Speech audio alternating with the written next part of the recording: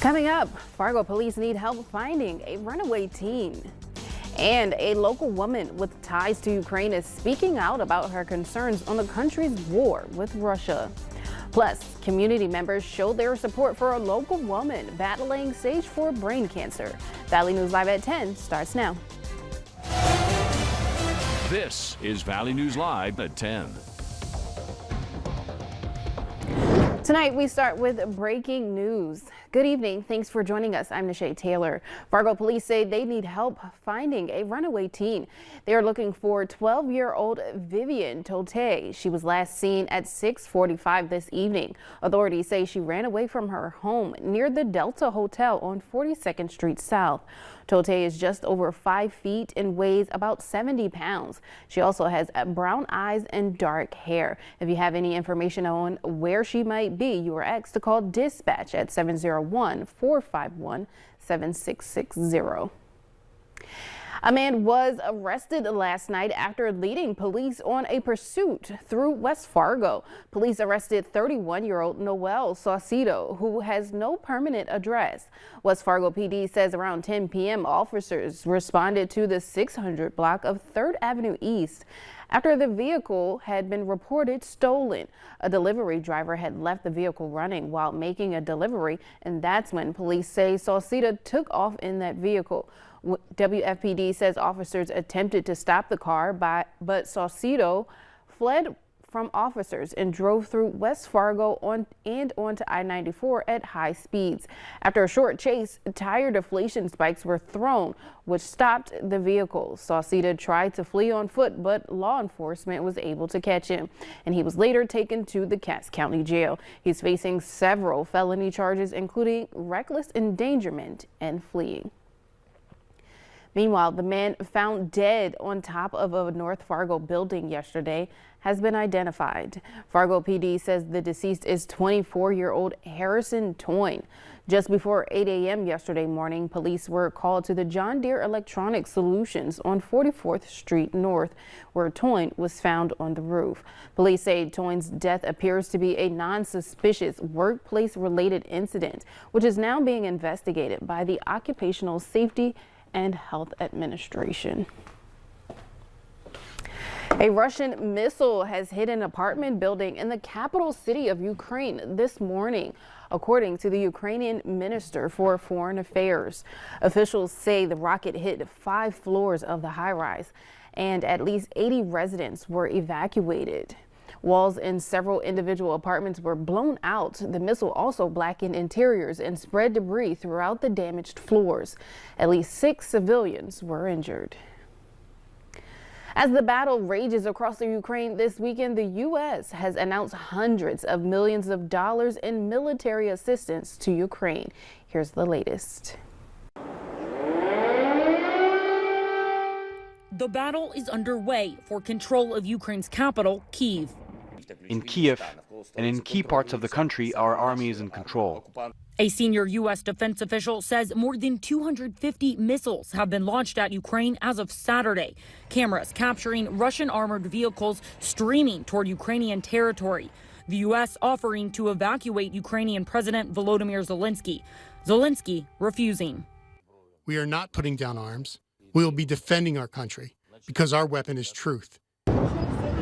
Dramatic video showing Ukrainian citizens standing in front of Russian tanks attempting to stop them from moving forward. Stop the war! In the U.S., support for the Ukrainian people shown across the country in Atlanta, Georgia, New York City, Washington, D.C., and beyond. The Biden administration approving $350 million in security assistance to Ukraine. Some officials fear it's still not enough. Russian President Vladimir Putin already has more than 50% of his total assembled power inside Ukraine, according to a senior U.S. defense official. I'm deeply concerned, and I fear that unless we step up additional military aid swiftly, that they are going to be overwhelmed. I'm Cole Higgins reporting. Dramatic images continue to come out of Ukraine amidst Russia's invasion. These photos show two babies who were born in a hospital bomb shelter. They were posted to Facebook by the Ukrainian Minister of Health, who wrote he was incredibly proud of the country's doctors. He added that his ministry is doing the possible and impossible to ensure hospitals get what they need. Since starting the Russian Harvest Ministry with her husband 30 years ago, one Fargo woman says she's devastated to hear about what's going on overseas from those she holds close. Valley News Team's Alex Larson sat down with her to learn more about how those she know who are dealing with the impacts of the Russia-Ukraine war. It's changed quite a bit, and it's very, the people are very loving and very helpful, and we have the freedom to go out and evangelize and share about Jesus Christ. Mel's ministry with her late husband started in Russia, but it's now primarily in Ukraine. She says members of her ministry are like family to her. Right now, we have two families living together and with 5 kids, 4 adults, and it's very difficult because, the kids they're hungry all the time, and there's just not enough. Mel says those she's spoken to tell her there is very little food and fuel left in the country. It's very difficult to see the pain that they're walking through, and they're not walking in fear, but they're scared because it's a nightmare. Never thought that they would have to live through something like this in their lifetime, and their kids are scared. Those she knows are in shelters or living underground, and some have been able to escape to neighboring countries. They're fighting. Even some of the guys from our churches are signing on voluntarily because they want to fight for their city, they want to fight for their nation. And it's exciting to see the people rallying together. But watching videos sent to her of trees ripped apart by bullets, sounds of close gunfire, and the dark and cold cellars her friends are living in isn't easy. These little major cities are being held, but it's tough. They need help, they need the ammo. It's just like Israel. They were down to the last bullet, and then their enemies turned, so that's what we're believing. She says the damage done to the cities is irreversible. It's hard to see that it's being bombed and everything else. And the architecture and the history of this nation is being wiped away, and I don't like that. Out of all the bad, Mel says sometimes her friends are able to share some good news about the situation. The Russians came in, but the Ukrainian army was able to beat them and kick them out, as she said, and they destroyed 2 tanks.